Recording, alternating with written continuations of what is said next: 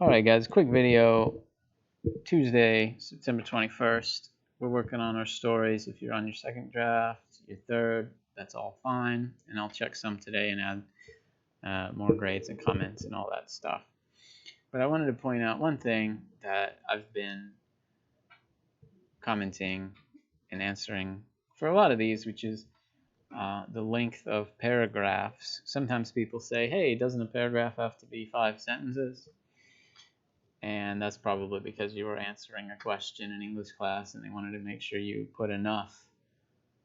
But in artistic sense, you don't need 5 sentences. Sometimes you don't even need 5 words. It just depends on the situation. So here's an example. The Cask of Amontillado, Edgar Allan Poe. You probably read it. And it's got some nice variety. Okay, we start off with a nice medium paragraph. I think it happens to be 5 sentences. And it's the guy describing his thoughts. So you do a nice medium length. When you're describing your thoughts, it's usually longer words. We got some like 3-syllable words or even more. And it's usually longer paragraphs because you take some time to go over thoughts. And then we've got a little bit of setup for the guy and the place and so on. But then once it gets into the scene, when it gets into like, hey, we're not just talking in general here, we're in a moment, instantly really short paragraphs. Okay?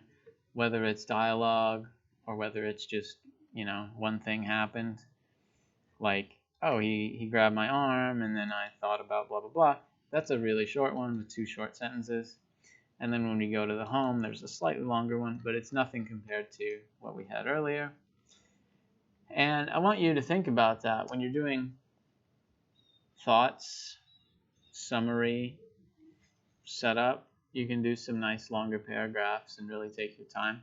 But when it comes to 2 people in a room having a moment, it's usually really quick back and forth. It's almost like you're writing a script or something. You've got, he did this, the other guy did this. He said this, the other guy did this. And it really helps to break it up.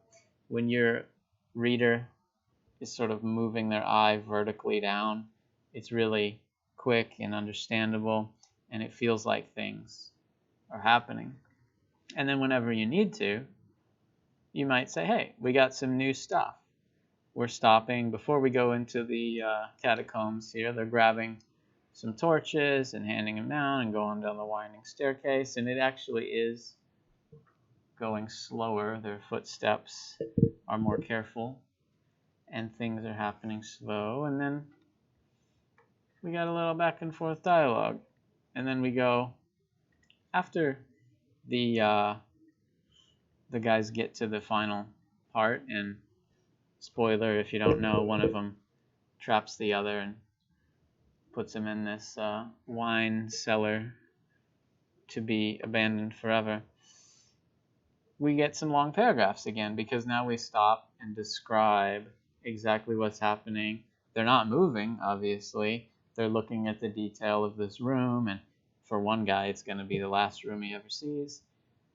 Then we need to take some time. We need to say, hey, what is exactly here?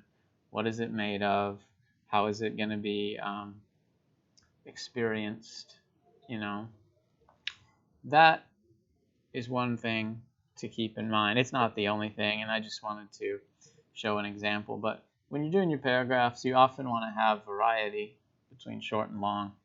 And you often want to use the long ones for your thoughts, your setup, your ideas, your exposition, or maybe summarizing things that happened over time. But then whenever you zoom into a moment and say, here's a little scene, it should be more like a script. It should be more like what they do, what they say, back and forth, one thing at a time, until you need to slow down again and get some long sentences. Thanks.